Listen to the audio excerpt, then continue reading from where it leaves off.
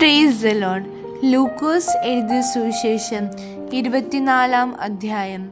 അവർ ഒരുക്കിയ സുഗന്ധവർഗം എടുത്ത് ആഴ്ചവട്ടത്തിൻ്റെ 1-ാം ദിവസം അതികാലത്ത് കല്ലറയ്ക്കൽ എത്തി. കല്ലറയിൽ നിന്ന് കല്ല് ഉരുട്ടിക്കളഞ്ഞതായി കണ്ടു. അകത്തു കടന്നാറെ കർത്താവായ യേശുവിൻ്റെ ശരീരം കണ്ടില്ല.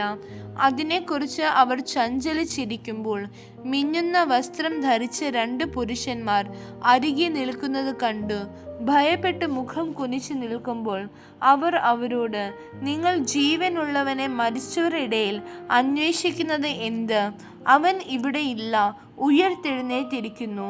മുമ്പേ ഗലീലയിൽ ഇരിക്കുമ്പോൾ തന്നെ അവൻ നിങ്ങളോട് മനുഷ്യപുത്രനെ പാപികളായ മനുഷ്യരുടെ കയ്യിൽ ഏൽപ്പിച്ച് ക്രൂശിക്കുകയും അവൻ 3-ാം നാൾ ഉയർത്തെഴുന്നേൽക്കുകയും വേണമെന്ന് പറഞ്ഞത് ഓർത്തുകൊള്ളുവിൻ എന്ന് പറഞ്ഞു.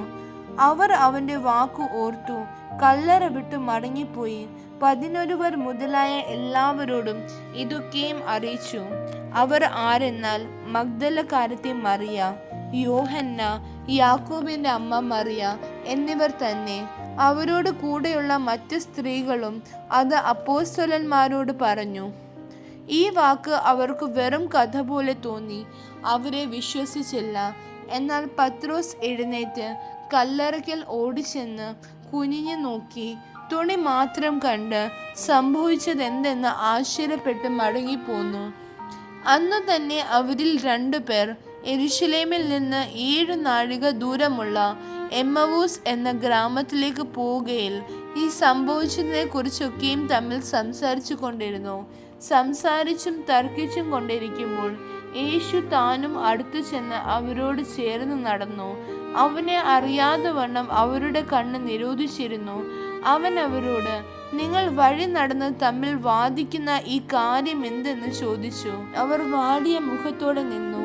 ക്ലെയോപ്പാവ് എന്നു പേരുള്ളവൻ യെരുശലേമിലെ പരദേശികളിൽ, നീ മാത്രം ഈ നാളുകളിൽ അവിടെ സംഭവിച്ച കാര്യം അറിയാതിരിക്കുന്നുവോ എന്നുത്തരം പറഞ്ഞു.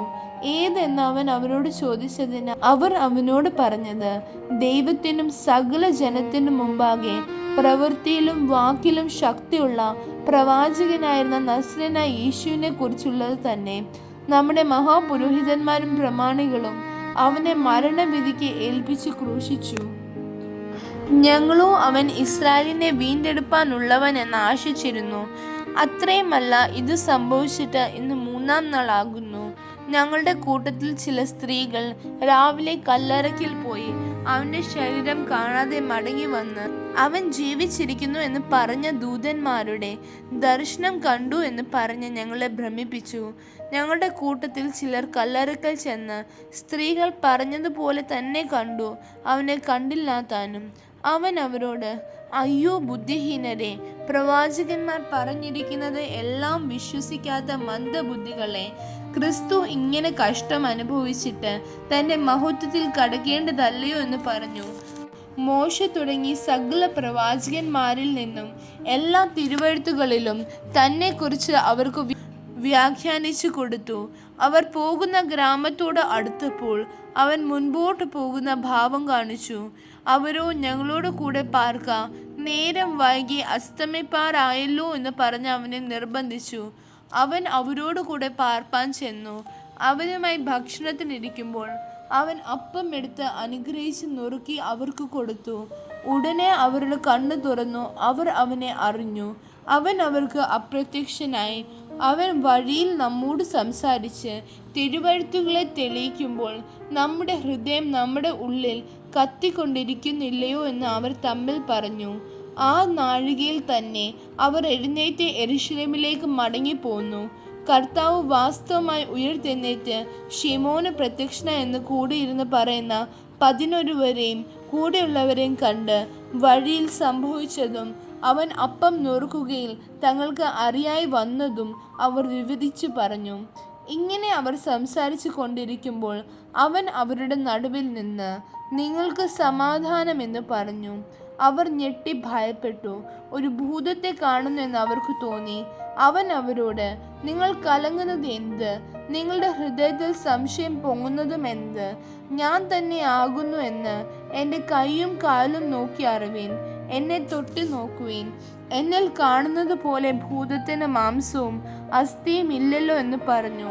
ഇങ്ങനെ പറഞ്ഞിട്ട് അവൻ കൈയും കാലും അവരെ കാണിച്ചു.